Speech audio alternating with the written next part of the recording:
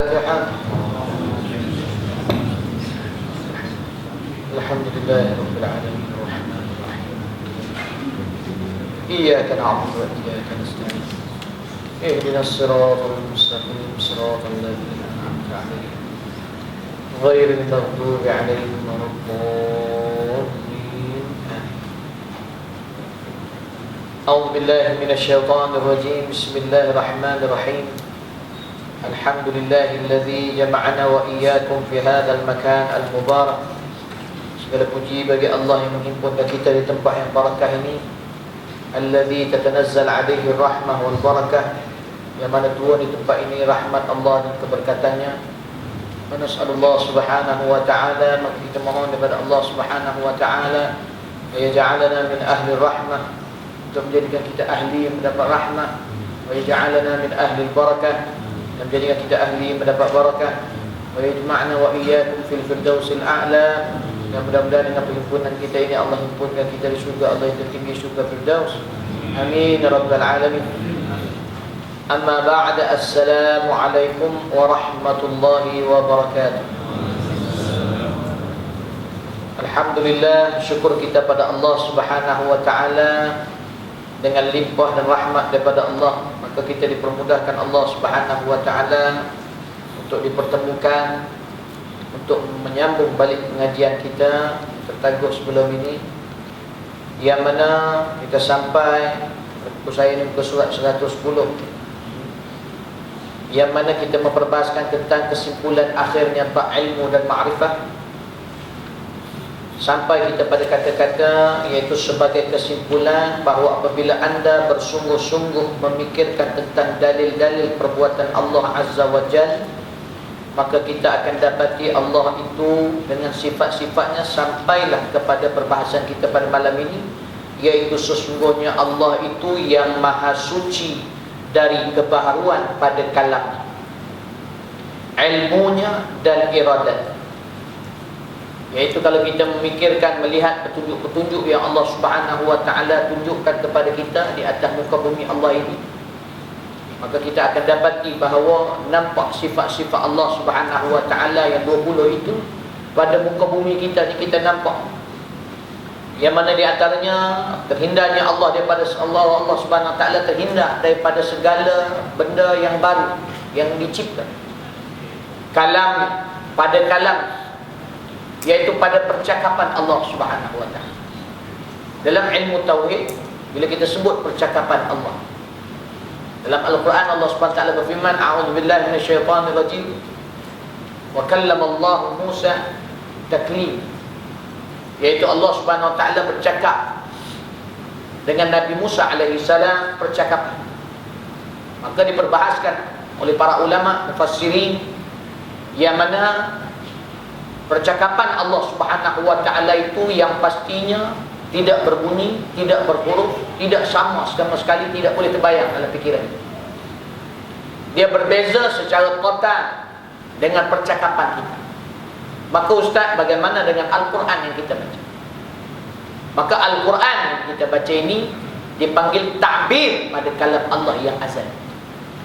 Al-Quran yang kita baca itu ta'bir kepada kalam Allah yang azali, dan itu juga diiktibar sebagai kalam Allah, iaitu ta'bir kepada kalam Allah yang azali, yang berbeza secara total dengan apa yang ada di atas muka bumi ini, daripada penulisannya, daripada bunyinya.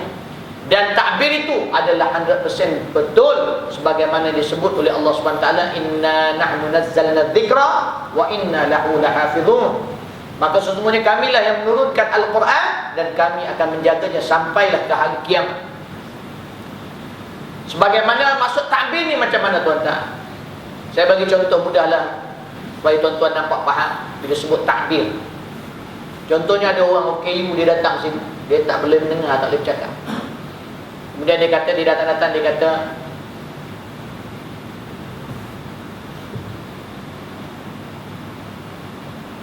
gitu. Saya kat tepi dia mentakbirkan kata dia. Dia datang, ucap terima kasih dan minta maaf, dia kata dia lewat.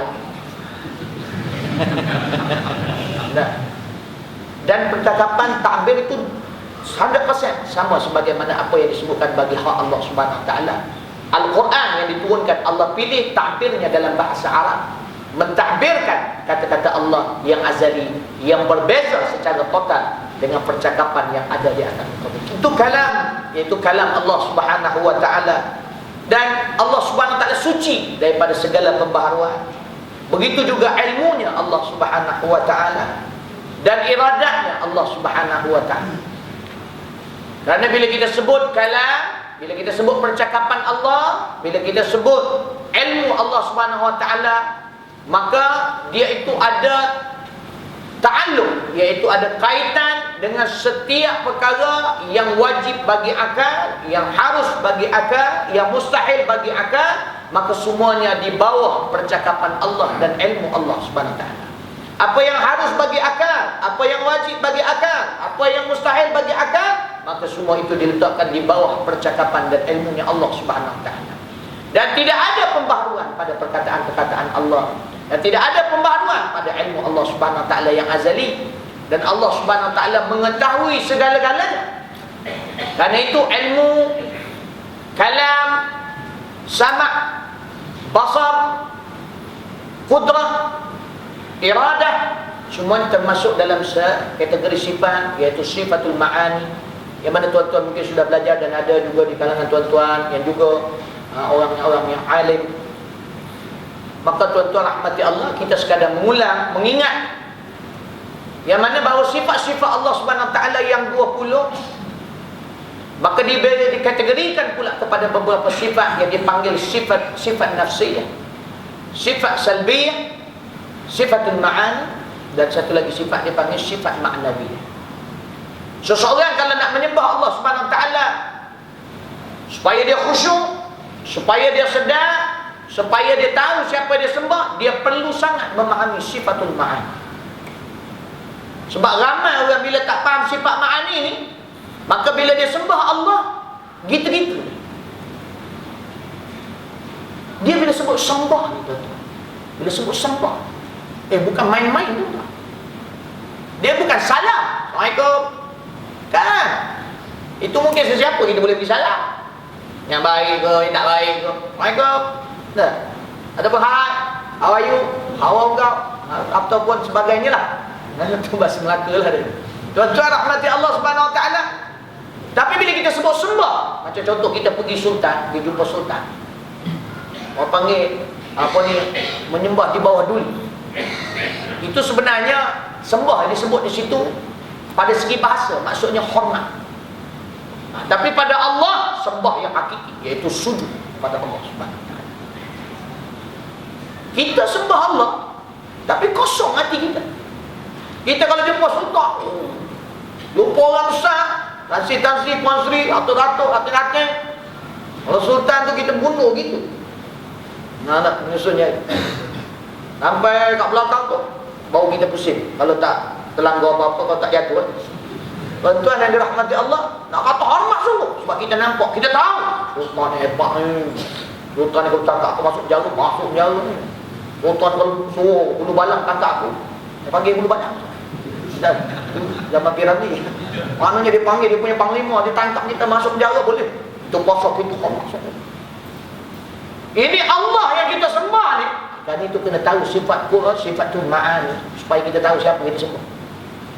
Apa maksud sifat ma'ani?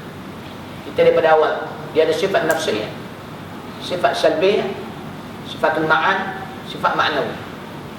Dia ada sifat-sifat Allah yang dikategorikan dalam sifat nafsiyah, iaitu sifat sendiri bagi Allah. Apa maksud sifat sendiri? Iaitu sifat itu tidak memberi makna lain kecuali makna zatnya Allah Subhanahu wa taala. Iaitu satu sifat daripada 20 sifat, iaitu al-wujud. Maka bila kita kata Allah itu ada, maka terus yang memberi makna ada tu adanya zat Allah Subhanahu wa taala. Dia tak pergi ke mana-mana, dia pergi adanya zat Allah. Itu sifat nafsi. Maknanya Allah Subhanahu wa taala itu ada. Sifat salbiyah pula sifat-sifat penafian. Yang mana ini secara ringkas untuk rahmati Allah supaya kita mudah faham. Sifat salbiyah pula sifat penafian bagi Allah Subhanahu wa taala. Ada beberapa sifat dalam sifat 20 ni pula menafi, ada penafian kepada Allah. Apa maksud penafian? Salbiyah tu penafian negatif. Bagi hak Allah SWT negatif. Bukan negatif itu benda tak baik macam yang kita faham. Maksudnya contoh apa? Ada 5 sifat: qidam, baqa, mukhalafatu lil hawadis, qiyamuhu bi nafsih, wahdaniyah. Kenapa kita kata di situ ada penafian? Sebab bila kita sebut qidam, maksud qidam apa dia? Sedia ada. Apakah penafian bagi Allah SWT? Tiada permulaan. Itu maksudnya tiada tu yang orang panggil salbiah tu. Tiada permulaan. Kita pergi rumah orang, Assalamualaikum, mana ada? Tiada. Oh, negatif. Pergi, mama ada? Ada. Positif. Nah, itu sekadar kita nak nampak apa maksud negatif, positif tu. Dan penafian bagi Allah tiada permulaan, salbiah. Bila kita sebut baqa, iaitu kekal, Allah bersifat kekal. Adakah penafian di situ untuk Allah SWT? Ada, iaitu tiada pengakhiran. Allah ni tidak berakhir macam kita berakhir. Kemudiannya bila sebut qiyamuhu bi nafsih, Allah berdiri dengan sendiri. Apakah penafian yang ada di situ? Allah tidak berhajat kepada pertolongan kepada sesiapa. Tidak di situ, salbi. Begitulah sampai akhir. Yang saya nak fokuskan ni sifatul ma'ani. Ini basic asas, maknanya untuk mudah. Sifatul ma'ani, dia ada 7 sifat. Dalam syair dia kata lahu sifatu sab'atun tantazimu fa qudratun iradatun sam'u basar kalamun kalamul ilmu kalamul al-haya wal ilm istama. Itu dalam syair dia dapat 7. Faqudratun iradatun sam'un basar, iaitu qudrah, iradah, sama', basar. Kalamunil haya, ilmun istama, iaitu kalam, ilmu haya, iaitu hidup, dan ilmu, iaitu ilmu Allah SWT. Itu 7 sifat tu masuk dalam sifatul ma'ani. Apa dia di sifatul ma'ani ni Ustaz? Sifatul ma'ani ni apa? Maryani saya kenal lah. Ma'ani ni apa? Sifatul ma'ani. Ma'ani dia jamak kepada ma'ni. Maksud makna iaitu sifat-sifat Allah yang mempunyai arti ataupun tujuan ataupun kehendak. Ada sifat-sifat Allah yang mempunyai tujuan dan kehendak. Bila kita sebut kudrah, contoh kudrah, maksud kudrah apa dia? Kuasa. Ini tak sandar pada Allah lagi sifat kudrah ni. Kudrah saja makna dia kekuasaan atau kuasa. Maka ada juga diberikan oleh Allah SWT sedikit kepada kita kudrah, iaitu kuasa.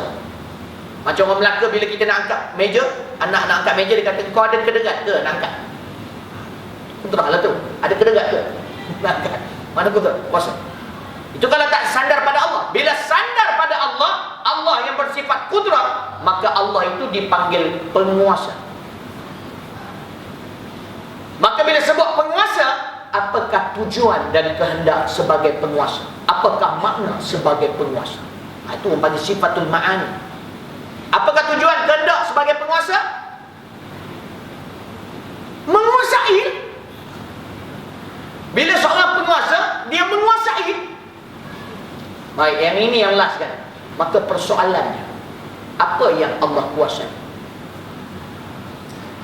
Seluruhnya Allah kuasai. Allah. Kita sembah ni, kita sembah Allah yang menguasai seluruhnya. Apa kuasa yang ada atas muka bumi ni?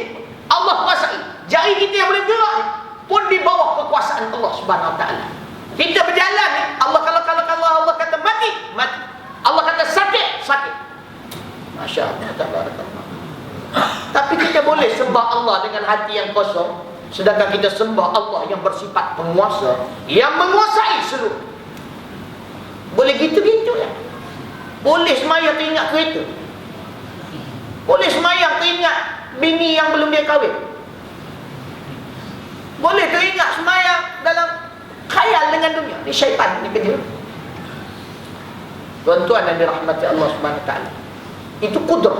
Contoh kudrah. Kalau iradah, bila sebut iradah, maksud dia kehendak.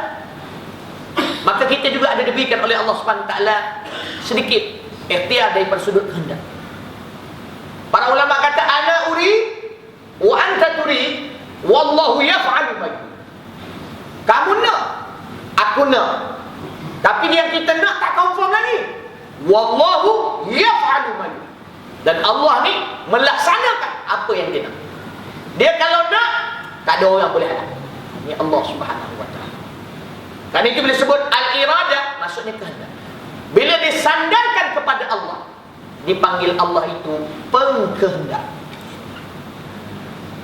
Bila Allah tu pengkehendak, apakah tujuan dan kehendak bagi si pekehendak?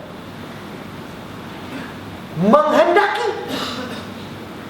Apa yang Allah nak, apa yang dikehendaki oleh Allah? Tuan-tuan tolong jawab. Apa yang dikehendaki oleh Allah?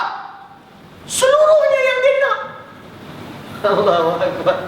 Dia nak kita ni sakit, Allah boleh bagi sakit. Dia nak kita ni accident, boleh accident, tuan-tuan. Dia nak kita ni mati muda, tuan-tuan. Dia nak kita mati tua, mati tua. Dia nak kita panjang umur tapi tak ada faedah, boleh. Dia nak panjang umur ada faedah, boleh. Itu sifat iradah. Dia sebenarnya iradah ni sifat Allah berkehendak. Dia bila sampai bila Allah nak pilih begini-begini tu, dia pergi kepada sifat harus bagi Allah. Contohnya bila Allah kata, aku berkehendak di atas muka bumi ni ada lelaki dan perempuan. Itu wajib, sifat wajib bagi Allah. Maka jadi lelaki perempuan. Kemudian aja bila Allah nak pilih siapa yang lelaki, siapa yang perempuan, itu terpulang pada sifat harus bagi Allah dengan kelebihannya dan keadilannya. Kau perempuan ke, kau lelaki ke? Kalau kau ada masalah sikit, aku bagi kau jadi punsa. Bila mak bapak kau ada masalah. Jadi yang kita sembah ni, yang kalau nak confirm jadi. Yang kita duk hormat-hormat sangat ni di kalangan manusia ni, dia tak memiliki manfaat, mudarat pun tak memiliki. Punya hormat kita. Tapi dengan Allah yang kita sembah, kita tak nampak Allah tu bersifat iradah. Kan itu dikata apa? Tiada pada kebaruan pada kalamnya, ilmunya dan iradah. Kita nak faham pula supaya kita dapat bila berjalan atas muka bumi, aku tahu aku berjalan di bawah kekuasaan Allah. Aku berjalan di bawah kehendaknya Allah. Aku berjalan di bawah ilmunya Allah Ta'ala. Bila kita sebut sama, Allah mendengar. Bila kita sebut sama, pendengaran, maka kita pun ada pendengar. Betul tidak, tuan-tuan? Bila disandarkan pada Allah Subhanahu wa Ta'ala, maka Allah sebagai pendengar. Apakah tujuan, erti dan makna ataupun kehendak bagi si pendengar? Mendengari. Apa yang dia dengar? Setiap satu, hatta dalam hati pun Allah dengar. Dalam hadis Nabi, Nabi kata, walau seekor semut hitam berjalan di tengah malam yang gelap gelita, di tengah padang pasir yang sangat terbentang luas, Allah masih mendengar bunyi tapak kaki. Ini Allah Subhanahu wa Ta'ala. Jadi kita semayang dalam hati kita bisik benda lain. Ni yang kita sembah ni yang maha mendengar. Dia dengar belaka. Boleh tengah semayang tu dia marah tu imam dalam hati. Astaga. Boleh tengah semayang tu bisik, lamanya dah semayang. Boleh dalam semayang tu dia berbisik benda-benda yang tak baik. Boleh tengah semayang, lepas ni nak dating ni lambat benar lah Tok Imam. Ramai orang dating semayang. Semayang dia kosong. Nampak tak? Bila 7 sifat ni masuk dalam kepala kita, tuan-tuan, kita angkat takbir tu jadi macam Habib Abdullah Ali Al-Haddad. Bila betul-betul sampai tinggi, mudah-mudahan nampak. Habib Abdullah Ali Al-Haddad dia angkat takbir, retak dia di depan. Allahu Akbar, retak. Kita letak lilin tu nyampah. Kalau dia boleh cakap. Tidak wajib perkara tu berlaku. Maknanya nak kena retak. Allah Ustaz, payah nak jadi tak. Nak kena retak semua. Tidak. Ini yang saya beritahu ni, nak beritahu kebesarannya. Kalau Allah nak tunjukkan pada seseorang hamba yang betul-betul mendatangkan Allah dalam hatinya ketika sembahyang. Bukan syarat mesti maknanya nak kena Tuhan tu. Orang yang kena Tuhan sembahyang retak dinding. Mungkin ada kemuliaan lain yang Allah tunjuk daripada sudut yang lain. Tapi ni yang diberi pada dia sampai begitu. Sebab apa? Bila dia sembah tu dia tahu, bila dia sebut Allahu Akbar, Allahu Akbar yang dia sebut tu Allah yang bersifat dengan sifat 20, dan dia faham semua. Faham. Tuan-tuan yang dirahmati Allah Subhanahu Wa Taala, ilmunya dan iradatnya dan ilmu Allah Ta'ala, Allah mengetahui apa yang diketahui seluruhnya. Jadi Allah di seluruh, semua seluruh.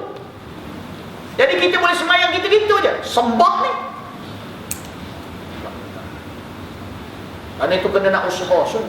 Dia bila sampai tahap fikir macam tu, dia akan sampai peringkat ibadat dia dah tak nampak amalan dia.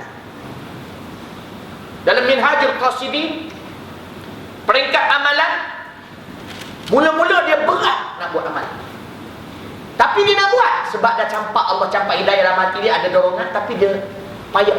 Kadang saya, Ustaz, saya tak larat Ustaz. Anak murid saya kalau balik cuti, dia hantar mesej, Assalamualaikum Ustaz, saya tengah usaha dengan wirid ni Ustaz, tanpa kat madrasah Ustaz selalu tengok saya kat rumah ni, saya tengah cuba istiqamah Ustaz, tolong doakan saya. Rasa berat, dia kata. Dia mula-mula rasa berat, tapi dia nak buat. Saya pernah sembahyang kat Kampung Delik, dia buat sembahyang 20 rakaat tarawih. Lepas tu tazkirah saya 45 minit ke sejam. Kemudiannya witir 11 rakaat. Habis tu tak ada orang tinggal. Bukan tak ada orang tinggal, mana ada orang lah, tak ada orang tinggal tu sembahyang. Bila saya pusing, tapi bila salam tu saya pusing, bila salam terwitir lah, Assalamualaikum. Ada seorang tu bangkit, Ustaz, saya balik dulu. Ni Tok Imam ni, dia nak tidur sini. Assalamualaikum. Dia dah tak tahan, tapi dia tak tinggal. Dia tahu benda tu sunat. Sebab dia nak, kau tinggal saya pula. Tapi aku benar tu lah terima. Dia berlapan-lapan macam tu. Dia berat tapi nak buat. Ada kat sini. Dia buat, jangan berhenti, terus. Dia akan sampai peringkat kedua. Peringkat kedua, dia dah ringan dah. Dah seronok dah ringan. Semayang qiyamul lail tak ada masalah, dia dah biasa. Tapi masih ranking kedua, dia masih nampak amalan dia lagi. Masuk nampak amalan ni macam mana? Kalau tasbih ni, dia masih nampak lagi tasbih. Dia bawa, dia nampak tasbih. Tu yang bila berzikir, dia masih nampak. Dia nampak dia dengan tasbih tu separate. Yang ni dah okey dah, dia dah seronok beribadat, dia tak rasa berat. Tapi potensi untuk riak dan wujud masih besar. Lepas dia nampak dia betul. Masuk masjid, Allah tak pegang tasbih, nak pegang. Serban dia dah tak berat dah nak pakai serban, tapi dia masih nampak serban. Bila dia masuk aja atau lalu tepi cermin, dia tengok muka.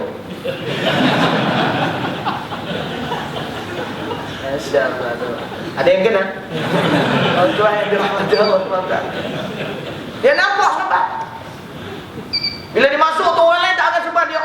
Dia rasa macam bagus-bagus, dia rasa lain. Itu masih nampak serban. Dia akan sampai satu tahap. Lepas tu zikir dia, pada peringkat yang kedua ni, dia nampak beza. Bila dia berzikir qiyamul lail, dia nampak dia tu dengan qiyamul lail tu separate. Dia nampak dia tu ada special daripada orang lain. Tapi sampai satu tahap, zikir dia tu dah macam makanan dia, macam makan nasi. Dia dah tak nampak. Tuan-tuan makan nasi belagak. Tuan-tuan bila makan nasi, tengok aku makan nasi. Kau makan tak nasi? Orang lain pun makan lah. Lagi nasi macam-macam lagi. Nasi kambing. Tuan-tuan yang dirahmati Allah SWT, dia dah tak nampak. Sebab zikir tu dah makan, dia tak nampak spesial. Bila dia buat pun biasa.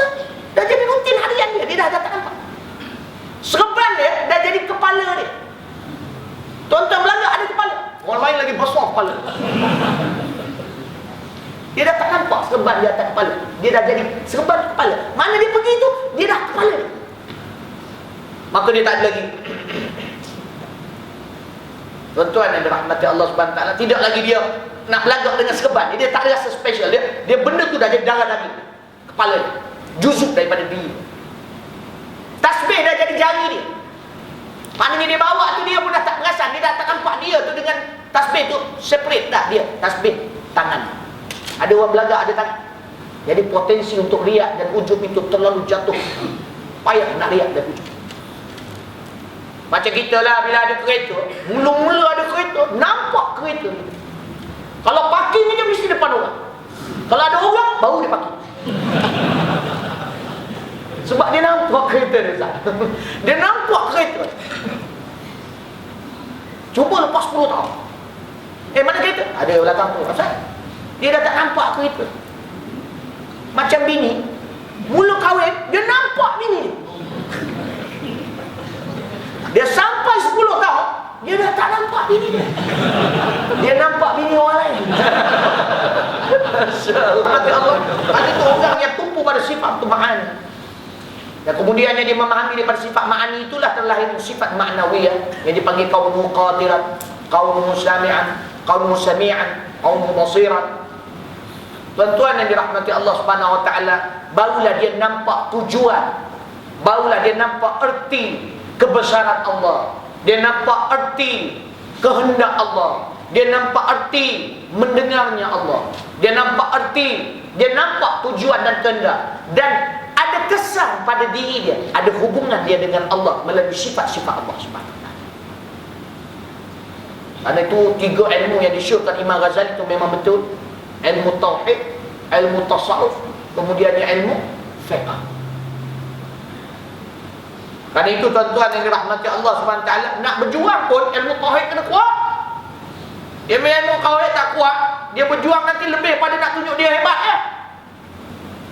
Nampak tak? Tapi kalau kita berjuang ilmu tauhid penuh di dada, kita berjuang untuk Allah. Sebab kita kenal siapa yang kita berjuang untuk. Itu Allah Subhanahu wa taala. Kalau itu dalam hadis-hadis Nabi banyak yang mati syahid, yang mati sahabat-sahabat kerumun kata, Nabi kata sesungguhnya dia mati nak dikatakan dia itu kuat, maka dia itu ahli neraka. Nabi cakap je. Karena itu kita nak kena sungguh pastikan matlamat dan tujuan. Karena itu disebutkan ia tidak disifatkan dengan sifat-sifat yang baharu. Jangan dibanding sifat-sifat Allah dengan sifat kita satu. Sebab kita ni sifat yang banyak pura-pura, sifat kita banyak berlakon, sifat kita sebagai sifat manusia yang masih dalam proses mendekatkan diri pada Allah, maka kita kena usaha biar sampai ke satu tahap yang cukup tinggi. Sebab bila sampai tahap itu, maka syaitan sudah tidak mampu nak buat kita apa. Bagaimana Sayyidina Umar Al-Khattab, bayang-bayangnya saja ditakuti oleh iblis. Sayyidina Umar ni cukup hebat ya, Sayyidina Umar. Dia masa pemerintahan dia di bawah Khalifah Bani Sayyidina Umar, Khilafah Umar, yang mana ketika tu orang di Madinah cukup takut kalau nak buat penipuan dan sebagainya. Sayyidina Umar pernah satu hari di kisah diriwayatkan Sayyidina Umar raun Madinah, dia lalu satu rumah. Dia terdengar dari luar rumah, bukan saja dia nak intai dengar, dah. Dia terdengar ada ibu dan seorang anak perempuan sedang bercakap, dia nak meniaga besok. Yang ibu kata, wahai anak perempuanku, susu kita sudah hampir sedikit. Bagaimana kita nak berniaga besok? Maksudnya untung tak banyak, tinggal sikit. Kali ibu dia kata, wahai anak perempuanku, ambil air, kita campurkan dengan air. Nak menipu. Lepas tu dia kata, kau jangan takut, Omar tidur. Omar tak tahu. Anak dia diam, lepas tu anak dia cakap, wahai ibuku, walaupun Omar itu tidur, tapi Tuhan Omar tidak tidur. Nampak tak? Ini anak perempuan yang soleh. Sayyidina Omar dengar tersenyum kat luar. Terus balik rumah, dia minta anak dia pergi pinang siapa? Perempuan tu. Tak tengok dah muka. Entah kembang ke, tak sengit ke. Ada. Agama the first one. Akhlak. Dan lahir daripada zuriat. Anak dia siapa nama? Asim. Ya. Silap saya. Kahwin dan lahir daripada zuriat itu khalifah yang kelima, Umar bin Abdul Aziz. Hasil daripada isteri yang perempuan yang salihah. Itu pasal nak cari bini, cari yang agama, jangan ada manis sikit jalannya. Ini nak cari yang putih melepak, yang hidungnya mancung bak seludang, pipinya bak pau, dilayah, rambutnya ikal mayang. Lagi apa? Aku dah tak tahu dah madah-madah. Tak payah, dia tengok agama, lahir zuriat boleh. Kalau dah tak mereka kita dapat yang tidaklah macam kita nak tu, macam agama tu, tarbiyah dia supaya dia jadi baik. Boleh. Ini dah kahwin semua speechless. Semua tak boleh cakap. Sebelum kahwin kau main bermadah pujangga di bawah pokok. Bawah bulan purnama. Semangatnya. Dah kahwin semua. Bini angkat suara sikit. Ada pula bini kata you terima Aisyah adanya. Tapi bila you dah kahwin dengan Yusuf, I tutup pakai tudung ini, you dah tak sayang kat aku. Kita pun speechless. Tak tahu nak cakap apa. Tuan-tuan rahmati Allah. Allah malu menjatemu. Mana kejatanan tu? Bukanlah jatah bagi pukul bini dah. Semangat untuk tarbiyah bini tu. Dia kan orang perempuan. Dia kan memang Nabi cipta, Allah ciptakan dia tu sebagai kita ni qawwamuna 'alan nisa. Iaitu kita membangunkan perempuan tu. Bukan menguasai perempuan. Kita kadang faham kuasai, buat penghajar dengan dia apa sebagainya. Kita membangunkan dia, bantu membangunkan dia yang lemah. Dan tidak harus di atasnya apa yang harus atas segala makhluk. Tak boleh. Gila kalau kita tengoklah perbuatan-perbuatan Allah, tsunami-nya, dengan hancurnya, dengan apa yang berlaku sekarang ni. Dengan orang kafir dah mula hina Nabi SAW.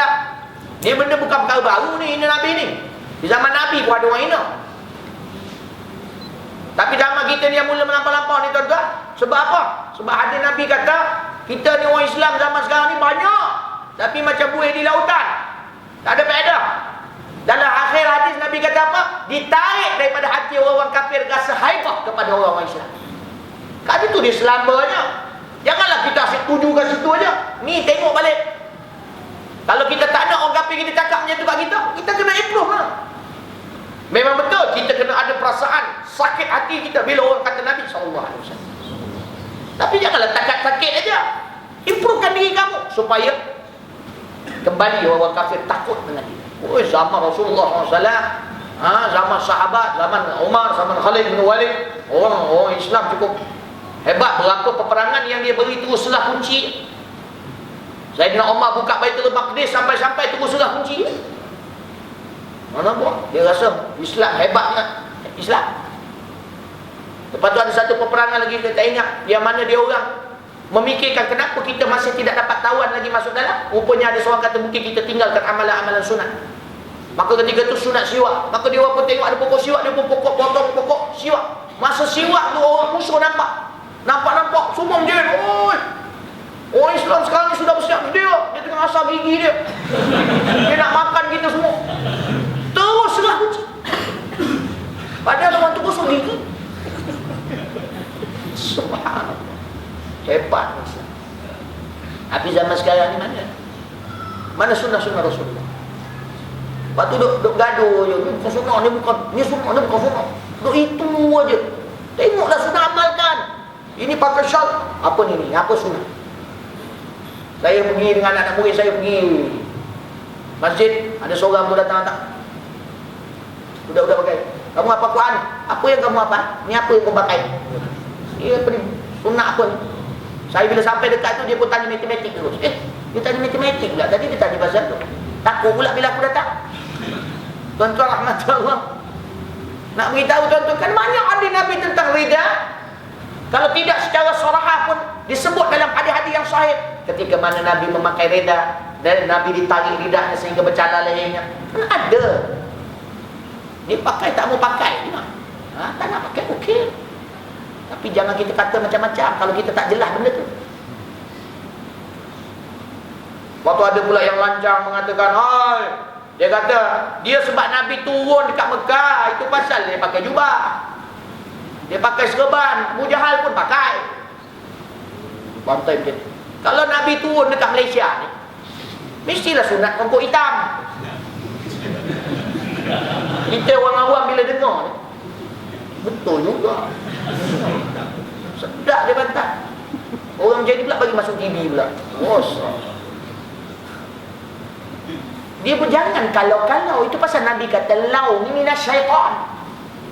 Engkau bila kalau-kalau ni, engkau bila cakap macam tu macam Allah silap pilih lah. Macam Allah pilih Mekah tu tak ada apa-apa. Allah turunkan Quran dengan bahasa Arab tu macam saja Allah pilih. Kalau Allah pilih bahasa Melayu ya okey. Macam tu. Dah. Allah ni kan bersifat iradah. Dia kan ada sifatul ma'ani. Ada sifat-sifat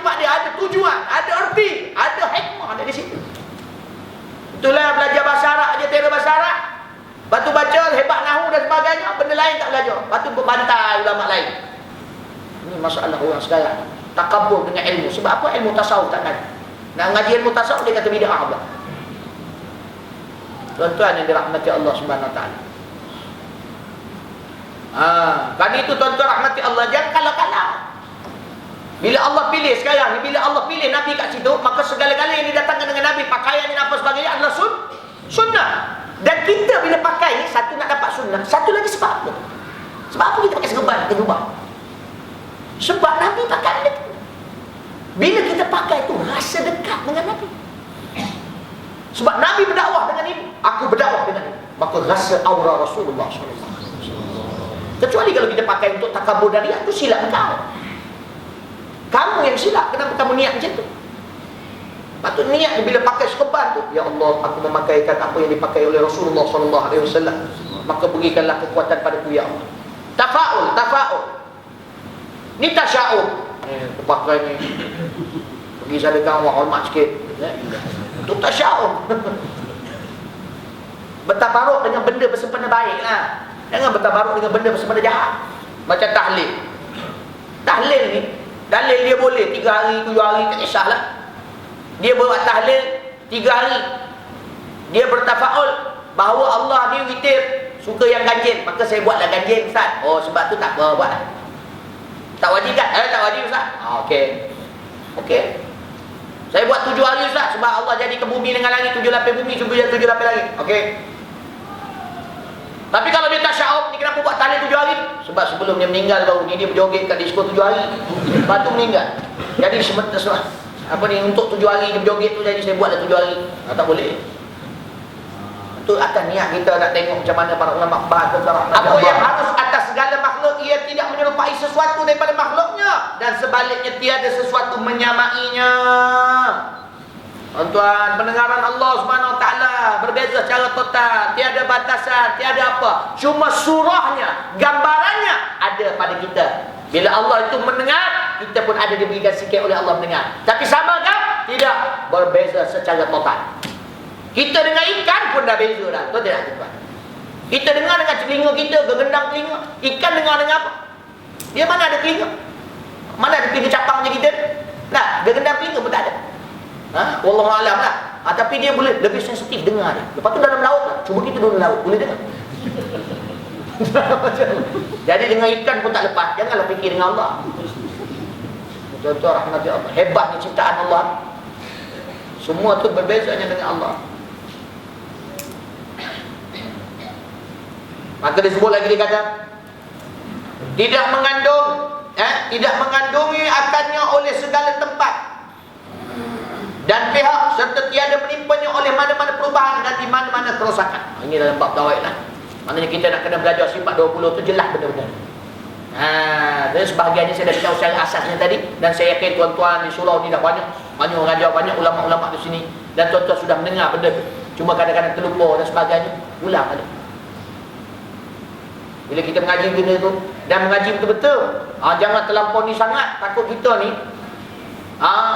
naik basikal tapi nak laju macam BMW, jadi tercabut tayar basikal tu. Jadi slow-slow ikut dia punya line lah, kan? Jangan nak melompat terus. Dia melompat tu yang tak tentu arah tu. Dia keluar-keluar, dia cakap dengan sliding door, dia tak tentu arah hidup dia, kan? Jangan laju sangat.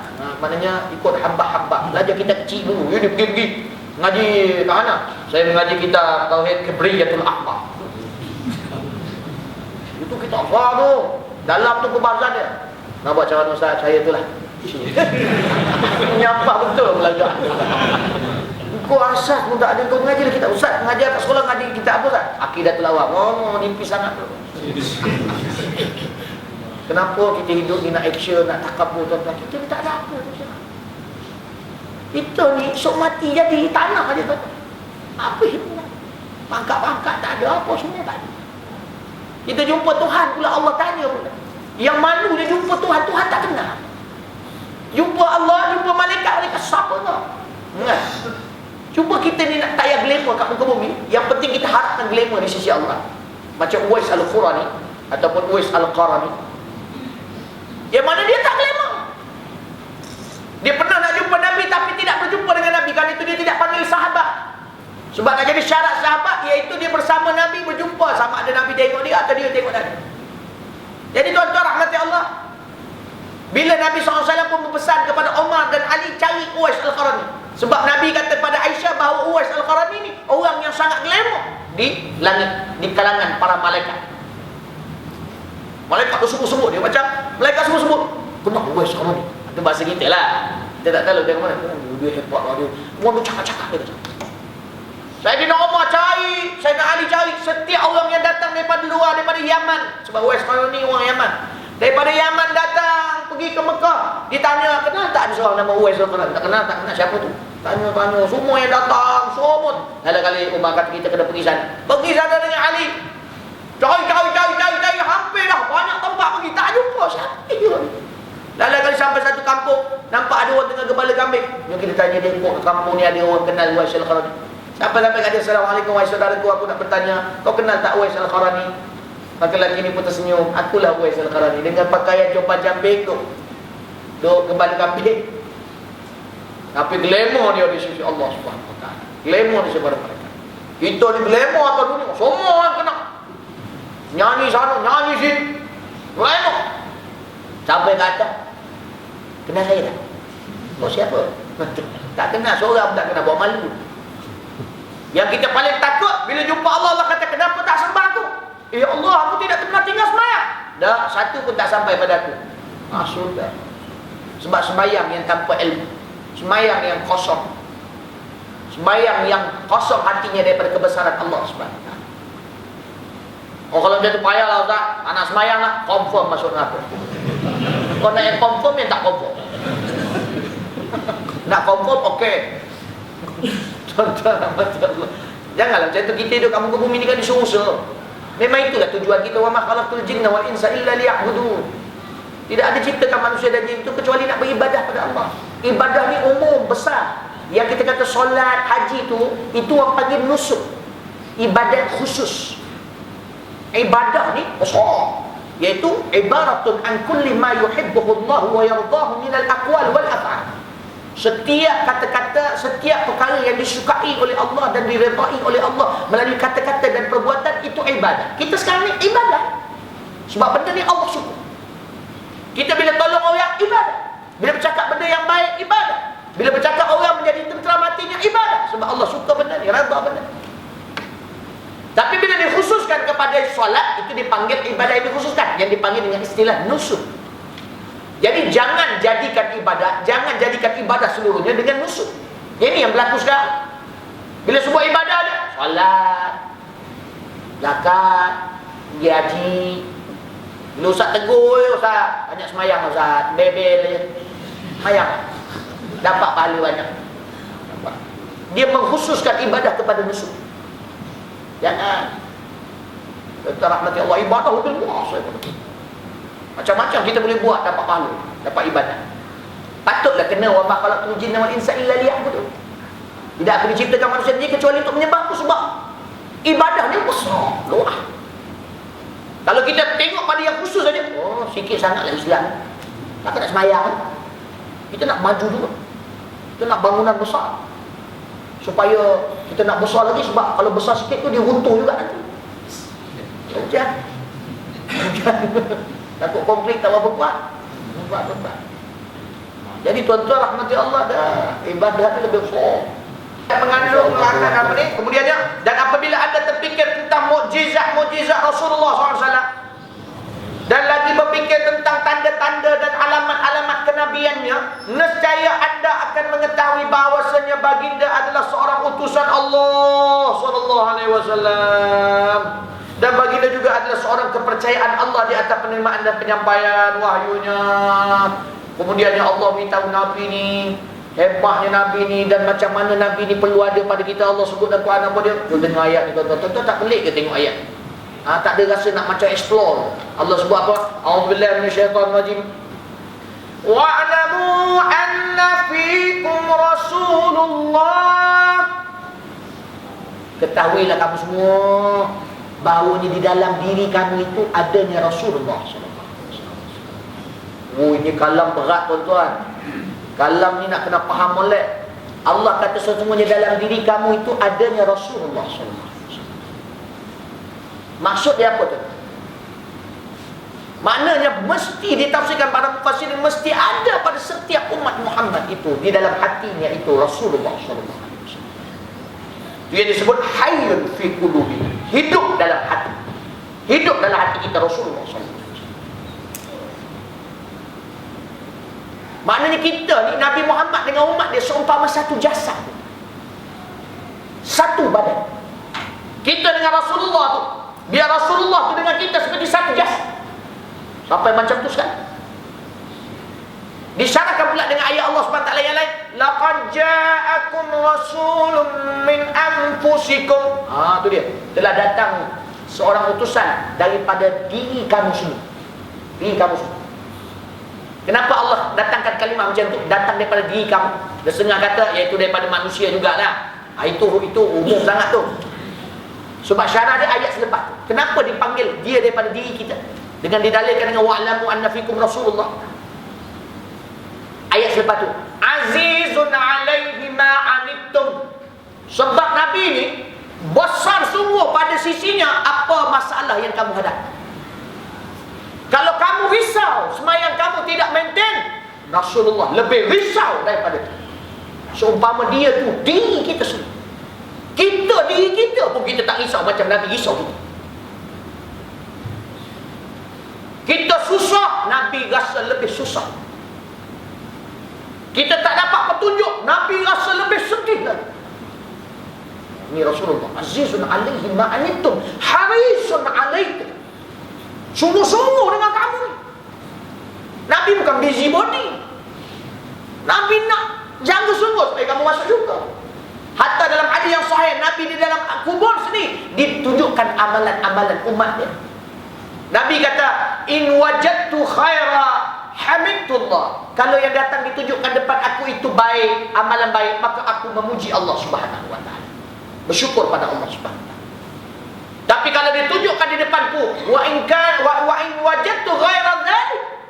Tapi kalau aku dapati selain daripada baik, yang sia-sia, yang tak baik, maka Nabi kata, aku mohon pada Allah agar ampunkan umatku itu.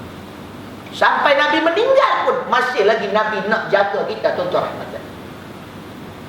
Kita dengan Nabi, wa'lamu anna fikum Rasulullah, mana pergi tuan-tuan? Mana Rasulullah? Tapi berita baiknya insya-Allah tuan-tuan, mudah-mudahan ada benda itu dalam diri kita walaupun tidak barang banyak feel itu. Kalau tidak, Tuhan tidak datang ke majlis kita. Mudah-mudahan tuan-tuan yang datang, yang ada keinginan kebaikan, adanya Rasulullah dalam diri tuan-tuan. Cuma sedar tak sedar. Dan itu tuan-tuan rahmati Allah, kita nak kena faham diri kita ni kalau disebut, dibahaskan oleh Imam Al-Ghazali rahimahullah, didatangkan kata-kata para aqwal ahli ulama, yang mana disebut bahawa manusia ini dicipta dengan 3 unsur. Unsur tanah, unsur api, dan unsur roh. Kadang ada mungkin tanya, ustaz, dalam Quran tu kita tengok ada dialog-dialog Allah kata dengan kita, maksud tu kita di alam roh, ustaz. Allah kata kat kita, alastu bi rabbikum. Kita pun kata qalu bala syahidna. Tapi asal kita tak ingat, ustaz? Asal kita tak ingat, ustaz? Sebab 2 unsur lagi sudah menguasai satu unsur yang sepatutnya ingat. 2 unsur itu unsur tanah, iaitu basyariyah, yang dipanggil dengan istilah lain basyariyah, iaitu unsur kemanusiaan, iaitu daripada tanah. Dan unsur api. Unsur tanah ni dia lebih kepada suka makan, suka minum, suka hiasan dunia. Ini unsur tanah, tuan-tuan. Tanah kan disiram, pokok naik. Dia suka makan, dia suka minum, apa-apa benda kan kita tanam dalam dia. Kita pun ditanam dalam tu juga. Nah. Kemudian ada unsur api. Unsur api ni dia kejam, zalim, rongok, marah. Nampak? Nak cepat aja. Maknanya kalau benda baik dia nak cepat bagus. Tapi nak cepat benda dunia. Nak duit. Tidur duit. Bini kejut, Allahumma shalli ala Muhammad, duit. Ada duit pula dapat. Astagfirullah. Itu api, marah, kejam, hasad, dengki. Itu daripada unsur api. Unsur roh, taat, lembut, tenang, mengingati janji Allah Subhanahu Wa Taala. Sekarang ni unsur roh tu dikepit dengan unsur api dan unsur tanah, menyebabkan dah tak ingat apa-apa dah roh. Dia dah tak dapat menunjuk. Macam mana nak hidupkan balik bagi dia ingat? Bila kita belajar. Baru gitu. Unsur roh tu semakin kuat. Balik rumah aja, api marah balik. Habis.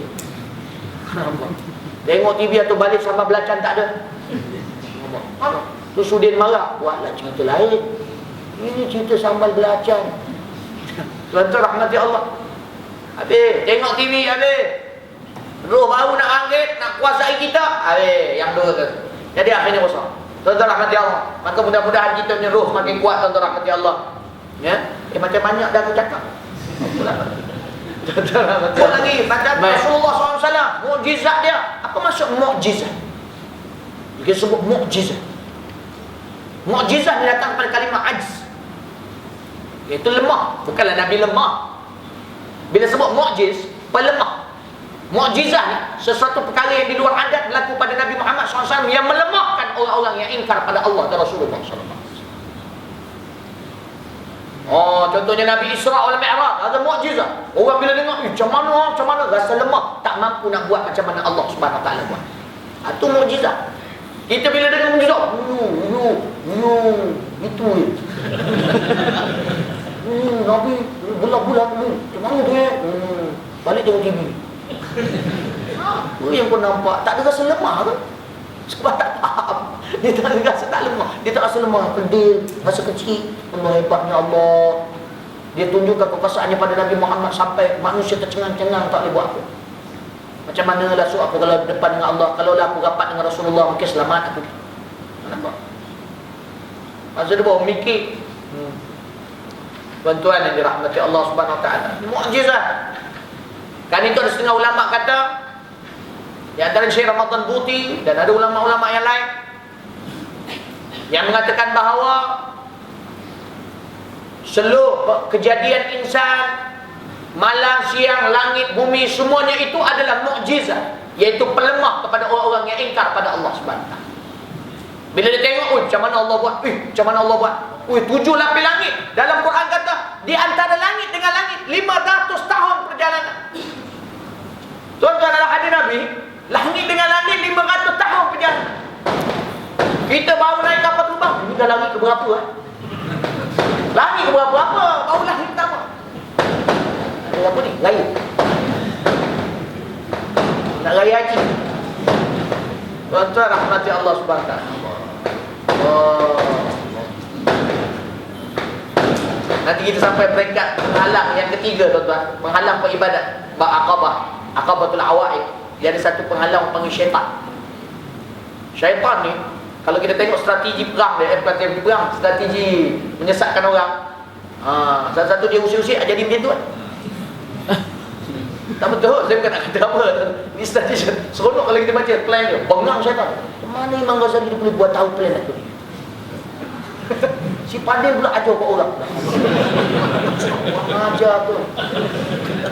Betul-betul macam Allah. Tapi lambat sikit lah mandang cara kita belajar ni. Mungkin 10 tahun lagi sampai. Astagfirullahaladzim. Khair insyaAllah. Doalah sangka baik. Mana tahu jadi cepat je. Ni tadi alhamdulillah nampak. Ingat dah pukul 9 balik lagi. Nampak apa? Tapi maghrib awal kan. Apa kejap lagi kita berhenti. Sebab dia orang nak belajar kemakan ini. Macam Allah. Baik. Itu dia. Mana tadi? Itu mukjizat tadi. Balik pada mukjizat. Maka haji mukjizat Nabi. Dah faham makna dia. Tengok, fokus. Lemahnya aku. Ya Allah, ya Allah, ya Allah, ya Allah. Improve iman dia. Dia bila dah naik, makin naik, dia makin semua. Dia sampai satu tahap, tuan-tuan, macam Nabi Musa AS. Nabi Musa start dia turun daripada khalwat dengan Allah SWT selama 40 hari, tuan-tuan rahmati Allah. Dia masuk turun tu dalam riwayat, dia mengatakan dia menutup telinga. Dia lalu orang cakap ni, dia tutup telinga. Tuan-tuan tahu sebab apa? Dalam tafsiran dia tutup telinga. Sebab dia kata-katakan Nabi kata, Nabi SAW bersabda, "Man kana yu'minu billahi wal yawmil akhir falyaqul khairan aw liyasmut." Kalau kamu beriman dengan Allah dan hari kiamat, buktikan macam mana kamu ada hubungan dengan Allah dan hari kiamat. Apa Apa bukti dia? Nabi syorkan, Nabi beritahu atas ilham yang diberikan oleh Allah Subhanahu Wa Taala, wahyu diberikan oleh Allah Subhanahu Wa Taala. Nabi kata falyakul khairan, cakap benda baik aja, au liyasmut, ataupun dia. Imam Syafi'i menafsirkan bahawa maksud cakap benda baik ni, maksudnya ataupun diam, iaitu sebelum cakap tu fikir. Fikir dulu, aku nak cakap ni, benda ni faedah ke tak faedah. Fikir sekejap sebelum cakap. Jangan cakap, tak fikir. Oh, berfaedah cakap. Assalamualaikum, apa khabar, lama tak jumpa, itu faedah. Kalau fikir tak ada faedah, diam. Kemudian pula diam ada tempat dia. Diam yang bagus, iaitu diam pada tempat dia. Tak ada benda berfaedah dia. Tapi kalau diam pada benda yang benar atau benda yang baik, takut dikatakan pula sebagai syaitan akhras, syaitan bisu. Allah teruknya manusia, tuan-tuan. Manusia ni kalau berbuat benda tak boleh, lebih teruk lagi daripada syaitan pun boleh cakap, tuan-tuan. Syaitan boleh cakap, tapi kita ni kalau diam pada yang benar, syaitan bisu pula. Mana teruknya. Jangan boleh, tuan-tuan rahmati Allah. Baik. Kan itu Imam Nabi Musa bila turun dia tutup. Dia kata lebih dahsyat suara-suara itu yang aku dengar yang tidak berfaedah, yang benda yang menjauhkan diri daripada Allah. Aku tutup telinga aku.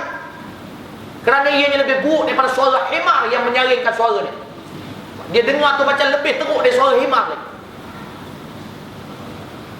Tapi tuan-tuan, kita duk kata himar teruk, ada juga himar yang cinta Nabi SAW.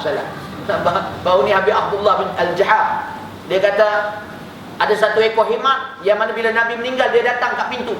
Dia tengok sahabat-sahabat menangis, dia pun menangis sampai keluar darah di mata dia.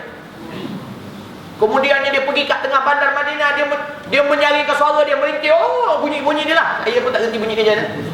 Bunyi dia lah, huduh. Bunyi. Lepas tu dia lari dekat telaga, dia masuk dalam telaga dan dimengumpankan di dalamnya, yang dalam itu, dan mati di dalam. Ulama mengatakan bahawa keldai ini, dia sampai ke suatu tahap perasaan dia tak mau hidup tanpa melihat muka Rasulullah SAW. Dan dia tak mau ada orang lain naik di atas dia kecuali Rasulullah SAW. Hal itu dia campaklah tu. Dia binatang tak apalah, dia bunuh diri. Kita janganlah macam tu pula, pergi telaga pula depan. Tuan-tuan yang dirahmati Allah. Jadi kita minta pada Allah jaga mulut kita. Kali itulah tuan-tuan, insya-Allah. Maka kita akan nampak kesimpulan yang dikata bahawasanya Allah akan dapat dilihat di akhirat nanti. Kita akan nampak bila kita belajar benda itu, kita ada ilmu, bahawasanya Allah itu ada dan adanya tidak pada pihak yang dibatas. Maknanya adanya Allah Subhanahu Wa Taala tidak terbatas di mana-mana tempat. Bahawa ke Al-Quran ayat kalam Allah Ta'ala, bukan makhluk, bukan huruf-huruf yang terputus, dan bukan suara. Kerana jika demikian saya adalah ia terjumlah daripada makhluk. Bila kita baca, tadi saya dah syarahkan, jelas lagi tak? Sebab kalam Allah yang azali memang tidak begitu. Yang ada Al-Quran sekarang ini takbir kepada kalam Allah Subhanahu Wa Ta'ala, dan ianya diperintah oleh Allah Subhanahu Wa Ta'ala untuk dimuliakan sebagaimana kalamnya Allah Subhanahu Wa Ta'ala yang azali. Sebab apa yang disampaikan melalui Al-Quran itu apalah yang jelas dan detail apa yang disampaikan oleh Allah SWT. Kemudian banyak di sini bahawasanya tiada akan berlaku sesuatu lintasan fikiran dan kelipan mata sama ada di alam bawah atau di alam atas, melainkan dengan qada, iaitu pelaksanaan dan qadar, ketetapan dan kemahuan iradah Allah Ta'ala. Maka daripada Allah jua baik dan jahat, manfaat dan mudarat, iman dan kufur. Dia qada ni pelaksanaan, qadar, ketetapan. Allah dah tetapkan sejak azali begini. Kemudian pelaksanaannya akan sampai pada waktu yang dikehendaki oleh Allah. Maka kita sebagai hamba yang pasti kita tak tahu apa ketetapan tu, maka teruskan berdoa kepada Allah. Moga-moga Allah Subhanahu Wa Taala tidak mustahil, sebagaimana yang diberi peluang kepada kita dalam hadis Nabi, iaitu pada akhir Ramadan pembebasan daripada neraka. Masuk pembebasan dibahaskan oleh para ulama, iaitu ada yang telah ditetapkan namanya sebagai ahli neraka di pintu neraka pada last bulan Ramadan, dimuliakan oleh Allah SWT, dibebaskan, iaitu dipadam nama yang telah ditetapkan dan ditetapkan di pintu syurga. Itu pasal Ramadan nak kena buat sungguh-sungguh. Yang pasti kita tak tahu ketetapan Allah, jadi berdoa ajalah. Dan dalil yang paling menunjukkan insya-Allah kita ahli syurga, kita dipermudahkan amalan-amalan syurga macam yang kita buat sekarang, insya-Allah. Amin. Tuan-tuan yang dirahmati Allah Subhanahu Wa Taala, itulah dia tuan-tuan. Kemudian insya-Allah kita akan sambung pada kita bulan depan berapa bulan? Sebab saya mungkin pergi Saya beginilah, pergi Bogor.